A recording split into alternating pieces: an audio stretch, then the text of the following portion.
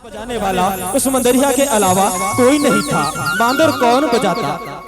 तब सैला की एक सखी आई और उस मंदरिया से कहने लगे, ऐ मंदरिया देख, उस चांद की ओर देख, वो चांद नहीं, वो तेरी सैला है जो तुझे निहार रही है और मांदर बजाने के लिए कह रही है। वो बेचारा बावरिया एक टक उस चांद की ओर निहारने लगे। उसे लगने लगा कि मेरी सैला मुझे निहार रही है, मुझे मांदर बजाने के लिए कह रही है। वो बावरिया झूम झूम कर मांदर बजाए, सुर बदली, ताल बदली, संगीत में नई जान आई और उसी दिन से सैला कर्मा की उत्पत्ति हुई। आइए वही प्यारी सी कर्मा गीत आपके नाम समर्पित है लोक सांस्कृतिक संस्था धरती के सिंगार परिवार की ओर से।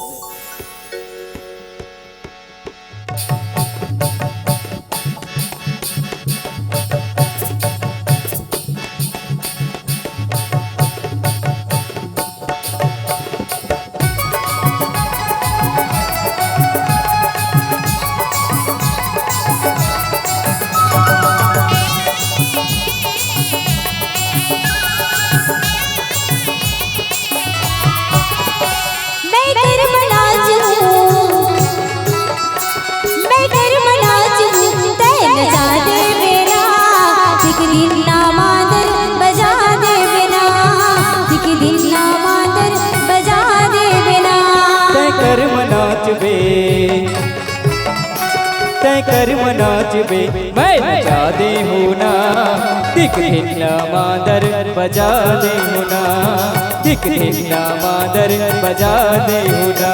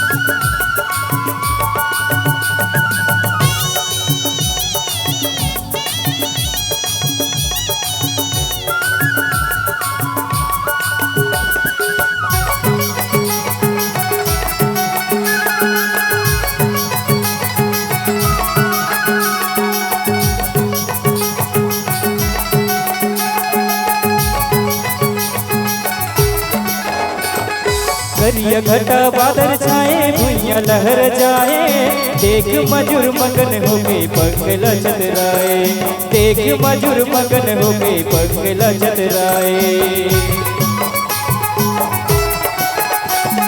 करिया घटा बादल छाए, भुइया लहर जाए, देख मजूर मगन हो गए पंगला चतराए, देख मजूर मगन हो गए पंगला चतराए।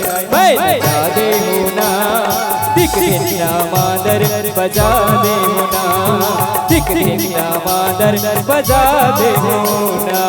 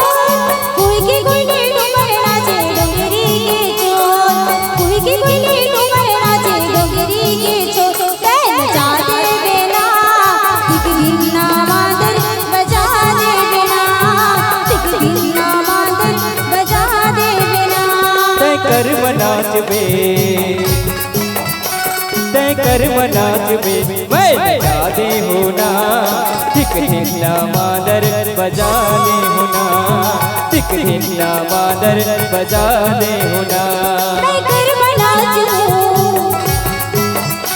मैं गरबा नाचूं तैन जा दे बेना टिक ढिल्ला मादर बजा दे बेना टिक ढिल्ला मादर बजा दे बेना टिक ढिल्ला मादर बजा ले होना टिक ढिल्ला मादर बजा दे बेना टिक ढिल्ला मादर बजा ले बेना टिक ढिल्ला मादर बजा ले बेना टिक ढिल्ला मादर बजा ले